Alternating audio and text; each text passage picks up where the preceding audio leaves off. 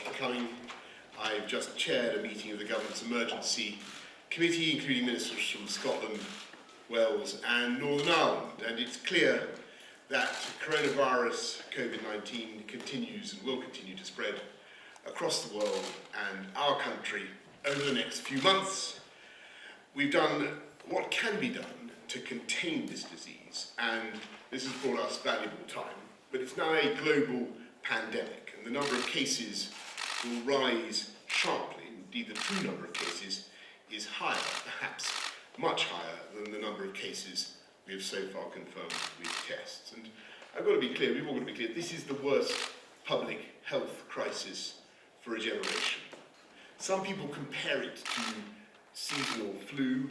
Alas, that is not right. Owing to the lack of immunity, this disease is more dangerous and it's going to spread further. And I must level with you, level with the British public. More families, many more families, are going to lose loved ones before their time. And the Chief Scientific Advisor will set out the best information we have on that in a moment. But as we've said over the last few weeks, we have a clear plan that we are now working through. And we're now getting on to the next phase in that plan, because this is now not just an attempt to contain the disease as far as possible, but to delay its spread and thereby minimize the suffering. If we delay the peak even by a few weeks, then our NHS will be in a stronger state as the weather improves and fewer people suffer from normal respiratory diseases, more beds are available, and we'll have more time for medical research. We can also act to stretch the peak of the disease over a longer period so that our society is better able to cope. The Chief Medical Officer will set out our lines of defence. We have to deploy these at the right time to maximise their effect. The most important task will be to protect our elderly and most vulnerable people during the peak weeks when there is the maximum risk of exposure to the disease and when the NHS will be under the most pressure. So the most dangerous period is not now, but some weeks away, depending on how fast it spreads. Today, therefore, we're moving forward with our plan. From tomorrow, if you have coronavirus symptoms, however mild, either a new continuous cough or a high temperature, then you should stay at home for at least 7 days to protect others and help slow the spread of the disease. We advise all those over 70 with serious medical conditions against going on cruises, and we advise against international school trips. At some point in the next few weeks, we are likely to go further, and if someone in a household has those symptoms, we will be asking everyone in that household to stay at home. We're not introducing this measure yet for reasons Sir Patrick will explain, but I want to signal now that this is coming down the track. We are considering the question of banning major public events such as sporting fixtures, and the scientific advice, as we've said over the last couple of weeks, is that this banning such events will have little effect on the spread. But there is also the issue of the burden that such events can place on public services. So we're discussing these issues with colleagues in all parts of the United Kingdom, and we'll have more to say shortly about the timing of further action in that respect. At all stages, we have been guided by the science, and we will do the right thing at the right time. We are not, repeat not, closing schools now. The scientific advice is that this could do more harm than good at this time, but of course we're keeping this under review, and this again may change as the disease spreads. Schools should only close if they are specifically advised to do so, and that remains our advice. There is no escaping the reality that these measures will cause severe disruption across our country for many months. The best scientific advice is that this will help us slow the disease and save lives. There will be detailed information available on the NHS website and from 111 online. But I want to stress something that's very important in the wake of what we're saying this afternoon. I urge people who think, in view of what we're saying about their potential symptoms, that they should stay at home. I urge them not to call 111, but to use the internet for information if they can. I also want, at this stage, to speak directly to older people, because this disease is particularly dangerous for you, for older people, even though the vast majority of older people will experience a mild to moderate illness. I know that many people will be very worried. And I think we should all be thinking about our elderly relatives, the more vulnerable members of our family, our neighbours, and everything we can do to protect them over the next few months. We're going to need to mobilise millions of people to help and support each other. And I just want you to know that the government will do all we can to help you and your family during this period. We're not just going to be, as you saw yesterday, supporting the economy during this period. We will be providing money and many other forms of support and helping communities to support each other. And as we've done over the last few weeks, we will continue to provide, as soon as we have it, as much clear scientific and medical information as we can. So I'd like to end by repeating the two important messages with which you will become familiar. It is still vital, perhaps more vital than ever, that we remember to wash our hands.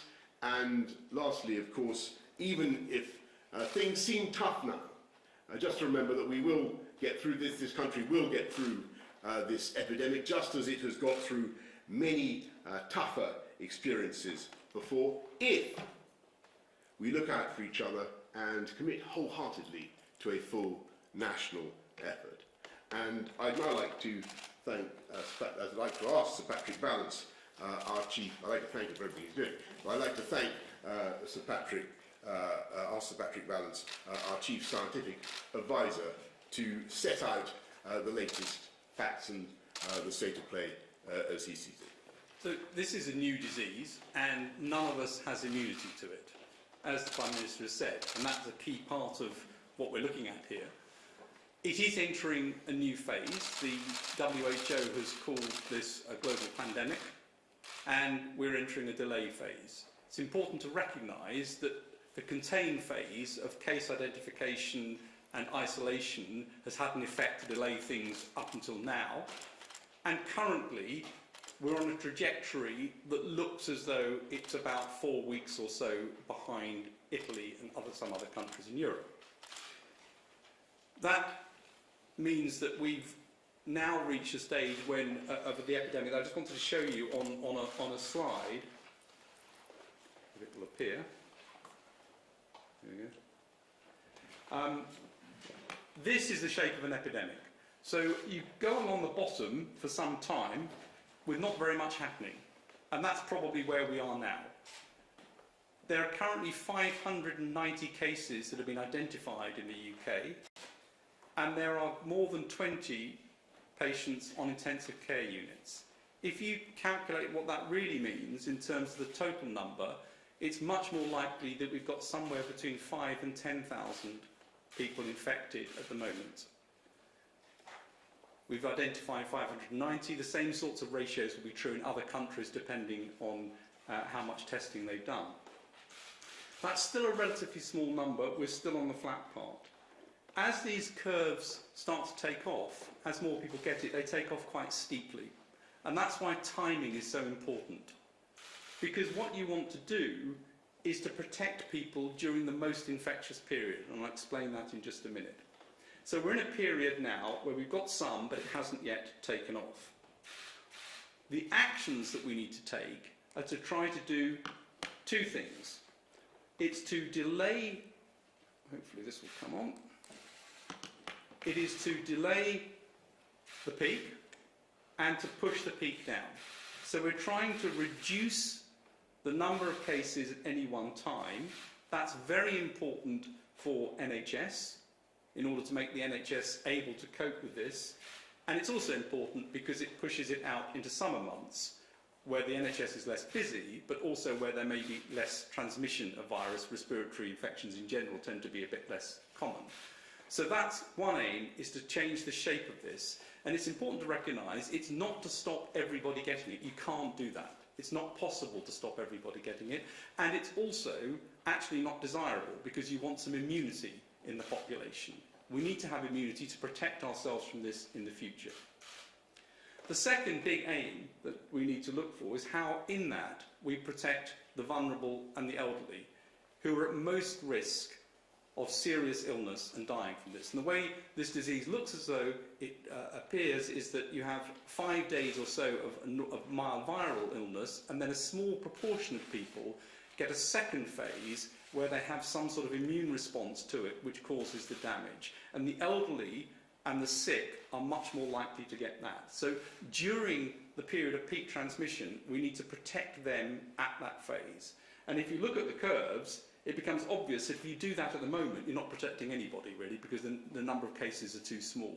If you do it at the right time, then you're protecting them over the peak, and you're not asking them to be in isolation for too long. Similarly, with the idea of households going into complete isolation, that comes a bit later, when you've got some more cases coming up. At the moment, if you asked households to completely isolate if one person was ill, most people would not have coronavirus. You may have to do the whole thing all over again. And what happens then is the effect of that wanes, because people get fed up with doing this and you end up with not being able to do it time and time again. So the timing is critical, and that's true across all of the interventions we've looked at. That's why this is a package of things that need to happen at the right time and in the right phasing. In terms of mass gatherings and schools, it's true that there's some effect in closing schools, but that effect is minimal, and actually you'd have to do it for 13 to 16 weeks or longer, and you don't need to be a very advanced mathematician to work out that the chances of keeping children not speaking to each other or playing with each other over 13 to 16 weeks is 0, and therefore you have to be very careful to make sure you take the right measures that will stop this, rather than things which might end up with children, for example, going to stay with grandparents at a time when they might be most vulnerable. So the idea is to do things at the right time, not to end up with measures stopping during the peak and exposing more people to illness. And I'll hand over to Chief Medical Officer to explain in more detail the measures that are being proposed. So I'll just amplify just a few of the points that have just been made. First of all, we are clearly now stopping the contain phase of this operation that we've always said from the beginning. There were 4 stages to this: contain, delay, research and mitigate, and the contain finishes from today. Fantastic work has been done by my colleagues in the NHS and in public health across all 4 nations, and as a result of that, finding the early cases they were imported, isolating them with the consent of the people involved, for which we are very grateful, and following the chains of transmission, that has helped to slow down the seeding of this virus and has pushed it out in time. So the delay has already begun as a result of the work of our colleagues and the public spiritedness of people who came forward for testing. But now we move on to the next phase, and I think that's made very clear by the fact that the World Health Organization yesterday declared this as a global pandemic, and today the 4 UK CMOs agree that we should raise the risks to the UK, all 4 nations, too high. Now, in terms of what can people do to make sure that we have the smallest impact from this epidemic that is possible, and we need to do the right things at the right time. And just to add one point to the reasons that Sir Patrick has just given, if people go too early, they become very fatigued. This is going to be a long haul. It is very important we do not start things in advance of need. There are several things we will need to do in due course, which it is not appropriate to do at this stage. I'll come on to one of them at the end. Now, the things we can do now, we cannot emphasise too much the point about washing hands. That is actually an incredibly powerful public health intervention. But the new things from today are to ask anybody who has a cough that is continuous and new, or a temperature, for those who choose to measure their temperature, 37.8. Some people will do it just based on the fact that they have a temperature in terms of feeling. We wish those people to stay at home for 7 days. Now, the reason for this, and I wanted to be clear about this, because we are asking people to do something which will interfere with their lives and interfere with their work and their social life in quite a significant way. So it's important people understand why this is going to help the national effort to combat this virus. The first thing is that it helps to protect older and more vulnerable people who they might come directly or indirectly into contact with. The second thing is, as Patrick has pointed out, this helps to reduce the peak of the epidemic so that it is a lower peak, making it easier for the NHS and health services in all 4 nations to cope as this goes through. The third thing is that it can lead to increased delay, pushing it further into the area where the NHS is under less pressure and giving us more time to get our countermeasures as optimal as possible. I finally just wanted to make a point about why it's 7 days. The virus seems to have its maximum transmission around the time of the first symptoms and for 2 or 3 days afterwards, and then rapidly declines, so that by 7 days, the great majority of people are not infectious, and it is fine for them to go back into society. Now, you may ask, why are we asking people with minor symptoms to do this? And the answer is the evidence would appear to be that some people with really quite mild symptoms can spread this virus to a lot of people. So people with minor symptoms should stay at home for 7 days. Now, there is an additional point I want to re-emphasise from the Prime Minister, which is just as people would not normally, if they had a minor sprain or other minor problem, call for an ambulance, it is important that people with very minor symptoms do not call 111.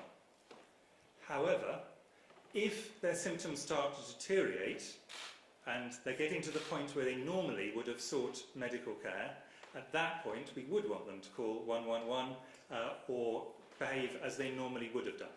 So we're not expecting people to stay at home as they gradually deteriorate. If there's a certain point people are really worried, at that point they should call the service. But doing it routinely with minor symptoms is not a useful thing to do for them, and it will put a big burden on the service, making it harder for others to get through with what may be life-threatening conditions.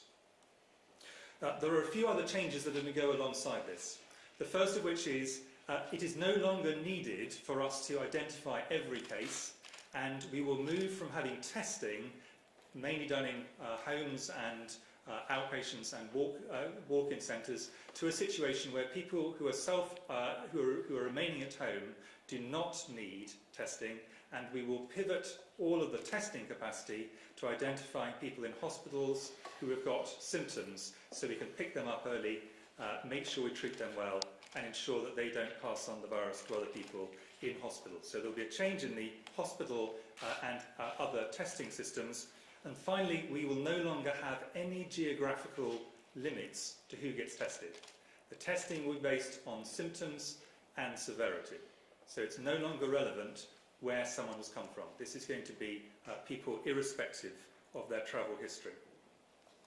I wanted just to make 2 points in addition to that. The first one is the next stage along, we are going to want to do a package of things which are about putting social distancing around the people who are vulnerable, who are older people and those with severe health conditions. But we do not think it is appropriate to make a national recommendation for that at the moment, because this is too early in the course of the epidemic that Sir Patrick passed on. And if you think about what would happen if you prematurely put elderly or vulnerable people in a situation where you're saying, we really want to cut down on your social interactions, we really want to cut back on every kind of thing where you might come into contact with others, it has big practical implications for them, and it may lead to loneliness and other issues which are clearly very undesirable for them. So whilst we will need to move to that stage, we do not think this is the right moment along the pandemic to do so, but that point will come. Finally, are we in mitigation phase? The answer is this is the stage we need to do the things we can to mitigate, which means to reduce the pressure on the NHS and other health services. And that is basically made up of two parts. The first part is reducing the peak so that the demand on the service is reduced, and that is what the interventions we're talking about today with people staying at home will help to do. And the second part is to increase the capacity and flexibility of the NHS so that it is better able to meet the very considerable demands that are going to be heading its way when we reach the peak of this epidemic. Thanks, Chris. Okay, well, let's go to some questions from those of you who've been kind enough to come. Laura Koonsberg. Thank you very much, Prime Minister. This is, as you say, the worst public health crisis for a generation. There may be as many as 10,000 cases already. How sure are you that the approach you're taking, holding back from some of the more drastic measures, is the right one? You say you're guided by the science, but if it turns out to be the wrong approach, the consequences would be extremely grave. Well, we're guided by the science and everything that we do, Laura. And just on the delay, for instance, the issue about elderly people and the protection of elderly people, asking elderly people to stay at home, that's one thing that you've really got to time, as Chris and Patrick have been explaining, so that it coincides with the period at which the epidemic is really at its peak. So you need to make sure that you move that period when we're asking older people, vulnerable people, to go through a pretty difficult period of isolation, and we time it so as to coincide with the moment when they are at most exposure, most risk of exposure to the illness. That's one of the reasons why we're not triggering that draconian measure now, if you see what I mean. And on the issue, for instance, of mass gatherings, sporting events, and so on, it is very important that we're guided by the science. There is very little epidemiological or medical reason at the moment to ban such events, as I think Nicola Sturgeon, First Minister of Scotland, has also made clear. But in Scotland, they do have particular issues with the resilience of their public services, and we will want to be keeping that issue under review here across the UK as well. Because let's be clear, that may become a factor for all of us, and we may also be wishing to go forward with stopping those kinds of events as well. So we're not saying no to that sort of measure, of course not. We're keeping it up our sleeve, but it's very, very important that we get that in order to maximise the benefits of our interventions, that we get the timing right. If I could just add one thing to that, which is an important part of the science on this is actually the behavioural science, and what that shows is probably common sense to everybody in this audience, which is that people start off with the best of intentions, but enthusiasm at a certain point starts to flag. If you start too early, and then people's enthusiasm runs out just about the peak, which is exactly the time that we want people to be doing these interventions, that is actually not a productive way to do it. So we do need to do it at the last point it is reasonable, so people will maintain their energy and enthusiasm to get through what will be quite difficult things to do. It sounds trivial to say stay at home if you have minor symptoms, Wait until you're doing it, Yeah. and you will realise this is going to be difficult, and the other things we're asking are going to be difficult. And it's important we do not ask our fellow citizens to do them for longer than makes sense from the epidemiology. Just to be really clear about that, the delay is to maximise the effect. It's not simply to delay. It's exactly as Chris has said, to make sure we don't end up with everything coming off just when you don't want it to come off. Thanks. Beth Ridley-Skye. Thank you. Prime Minister, the US has stopped flights from Europe. Italy has closed down completely. Ireland today has closed its school. But your action plan basically means asking people to stay at home if they feel ill and avoid cruises. Can you understand why people watching this might think you're doing far too little to protect their families? And to the Chief Medical Officer, if I may, German Chancellor Angela Merkel told the German people this week she thought 7 out of 10 of them will catch coronavirus. Do you think that sort of level will apply in the UK? And can you level with us and, based on your graphs, say how many people do you think will actually die? Thank you. Well, Beth, first of all, I mean, we have to look at the efficacy of the measures that we're bringing forward. And this, I mean, as I've said throughout, we're looking at the science. And the measures that I've discussed today with you, staying at home if you think you have the symptoms, your whole household staying at home, looking after the elderly, making sure the elderly and vulnerable stay at home. These are the 3 most powerful defensive lines. And I'll ask Patrick to say a bit about the percentages that these measures will be able, I think, according to our scientific advice, to reduce the peak. We think it's very important to maintain public trust and confidence in what we're doing throughout this challenging time, always to be guided by the best possible scientific advice. Patrick. So the modelling predicts that you get about a 20 to 25% reduction in peak with getting people to stay at home for 7 days if they've got mild symptoms. You'd get something like a 25% reduction if you went to the whole household isolation, and those are additive, so you'd expect to get up towards 50 plus. And then looking after the elderly in terms of preventing them from getting infected, that's not so much about stopping or reducing the transmission in society, that's about them not getting it. That has a bigger effect on death, where you'd expect about 20 to 30% reduction in death rate. So those are the 3 most important measures to take. It doesn't mean other things don't have additional effects as well, but those are the ones which have the biggest effect, and therefore they need to come in first. You can bring in other things later. And it's important, I think, not to go to things that have relatively small effects but sound very sensible, because that puts people off doing the things that really matter. And it's also important, as we keep stressing, to do this in a way that's sustainable, because we're not talking about measures that you're going to do for a week or 2. These are measures which we have to have in place over the whole course of the epidemic.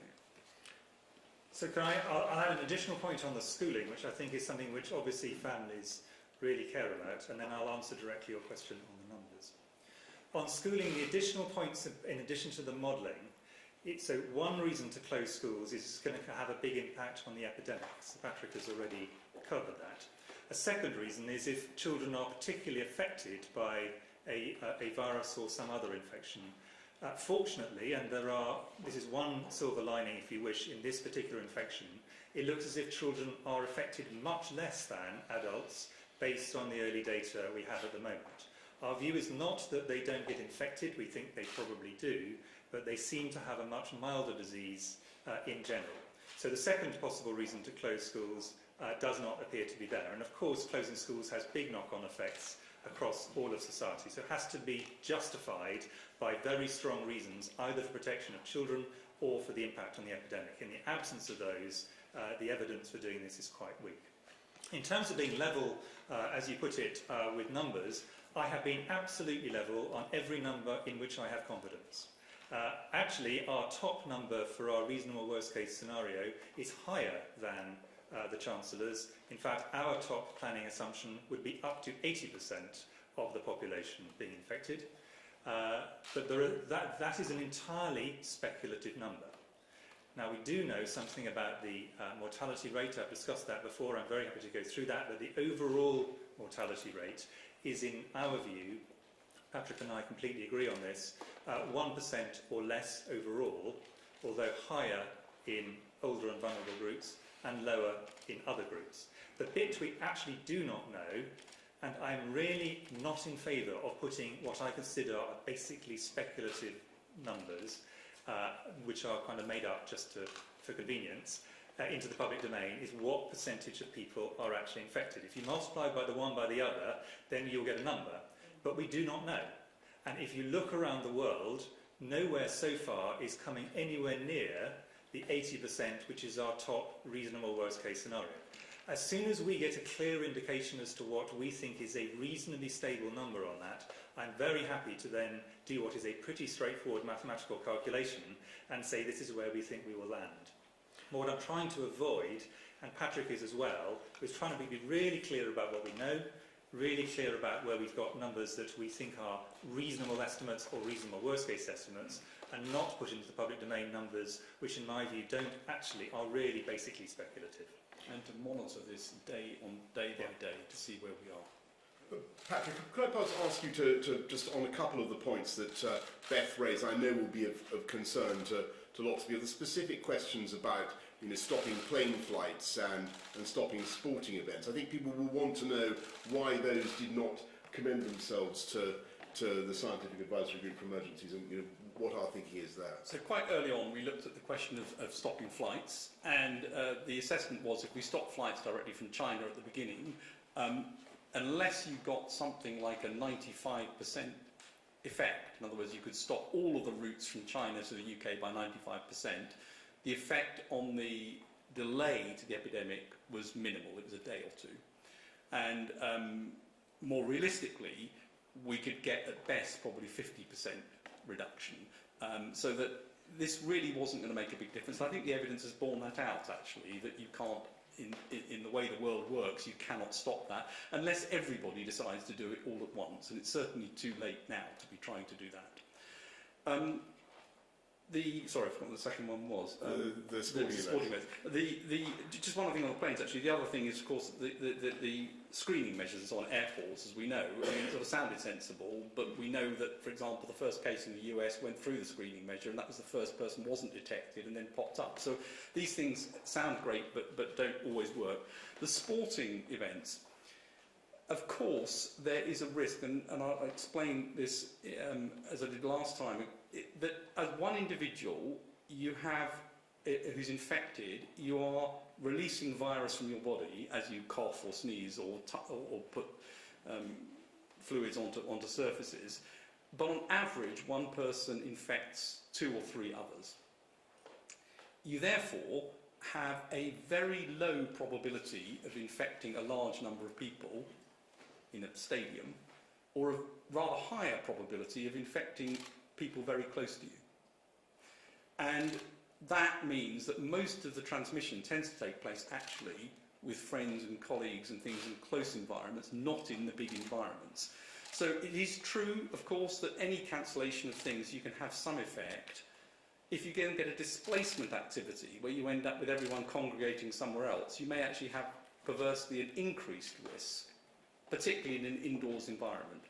So it doesn't mean you shouldn't at some point make the decision for the resilience point that's been discussed, but this is not a major way to tackle this epidemic. The major ways to tackle it are to try and reduce and delay the transmission across households and across people who've become infected, and that's why that's the concentration of the first actions, and they're not trivial actions. These are quite difficult things for people to actually comply with and to do. Thanks very much. Pippa Crerar. Pippa Crerar from the Mirror. A couple of questions for me. First one is about statutory sick pay. And Prime Minister, you made announcements, or Chancellor made announcements at the budget yesterday, which cover a lot of people, but there's still some gig workers and other low-paid workers that aren't going to be covered by it and will therefore have to embark on the benefit system, enter the benefit system. Can you keep the door open to looking again at whether some of those workers might be covered by SSP rather than forcing them onto universal credit, which is quite a difficult system to get their heads around? And secondly, can I quickly ask you whether you have any concerns yourself? You're coming into a lot of contact with a lot of people in small environments rather than mass gatherings, whether you yourself have any concerns or worries, like a lot of people do, about getting coronavirus, and whether, as Prime Minister, you've got measures in place with your, I think it's your first Secretary of State or previous Dominic Raab, to step in should you be incapacitated for any length of time. Thank you. Okay, well, first of all, on the issue, you're quite right, Pippa. It's very important that we do everything we can to protect people who are not necessarily eligible for SSP, statutory sick pay. You saw what we did by advancing statutory sick pay. We're laying instruments today that will help people who are unemployed or not in work, who are self-employed, on benefits. And the crucial thing is that we will do everything that is necessary to make sure that when we ask people to do something tough, as Chris has just been saying, something difficult, like staying at home and protecting other people, that you're not disadvantaged. No one is penalised for doing the right thing. And on the second thing, well, I'm washing my hands. That's the crucial thing. And Mesa Hall, Express Mesa. Thank you, Prime Minister. Mesa Hall from the Daily Express. Lots of people, Prime Minister, will be keen to do their bit and help out, whether it's helping out overstretched NHS or public services or helping protect the vulnerable. Are you planning any form of register or anything in advance so that people with the right skills can do the right job for the country in its hour of need?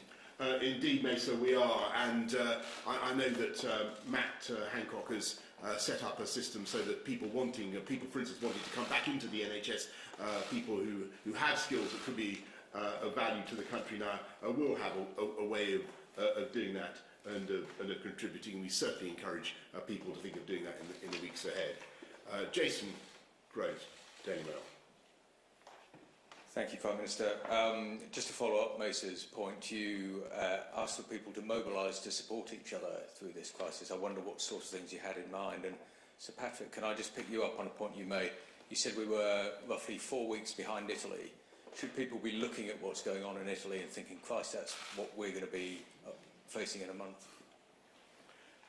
Thanks, Jason. Well, look, on what people should be doing, I think that's a really very important question, because in asking people to stay at home and look after themselves, clearly that's putting a burden and a necessity upon others, potentially to help them, to bring them food and support. So perhaps I'll ask Patrick and Chris to elaborate on this point, but we will certainly be hoping that people will think of their neighbours, think if they are aware that people are staying at home to protect the community from the spread of the virus. Let's think what we can do to help them.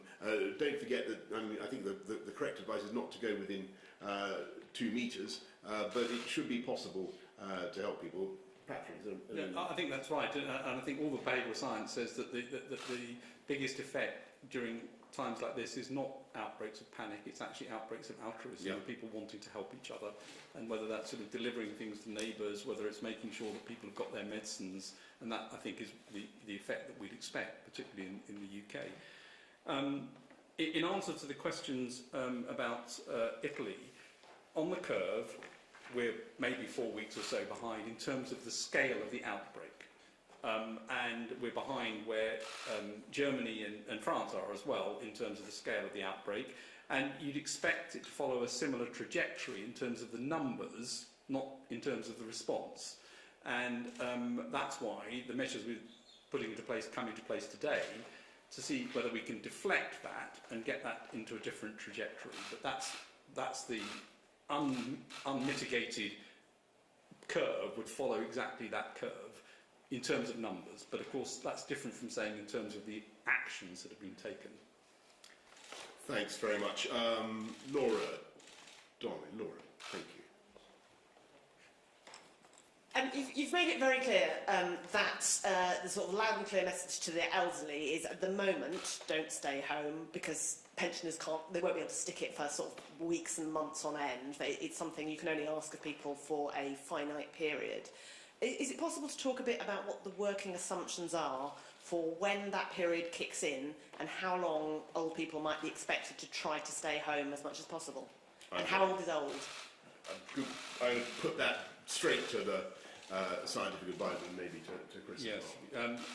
So we think that the peak may be something like 10 to 14 weeks away. It could be a bit longer. And you would want to try to make sure that the elderly are protected during the peak area. About 95% of people would be predicted to get the infection over a 9-week or 10-week period either side of the peak. And about 50% would be infected about 3 or 4 weeks either side of the peak on the current evidence of how the epidemic looks. It may change as we put the measures in place. So that means that even to cover the peak, you're talking about trying to make sure that those sorts of measures are in place for 13, 14 weeks or so. Thank you. Shall I just add one more thing on that, which is, obviously, what we're giving is national recommendations. Individual people may have discussions with their own GP or specialist, if they're under specialist care, that said that this is something which is appropriate for them, even now. But what we will be doing is giving very clear and hopefully relatively detailed guidance for people when we get to the point we think across the country as a whole, this seems a sensible thing to do. Thank you. Last question, Elizabeth Piper. Hello, Prime Minister. Liz Piper from Reuters. I was just wondering if I could pose this question to all of you, really. I mean, how confident are we of the data, the international data, and how can we really know whether we understand the behaviour of this illness when we not necessarily have a chance to verify that data? And how does that affect how we plan to deal with this crisis? Well, I'm going to... My impression is that there are some countries which are having some success in greatly reducing the incidence of the disease, and whatever whether those statistics are entirely trustworthy or not, the tendency is pretty clear.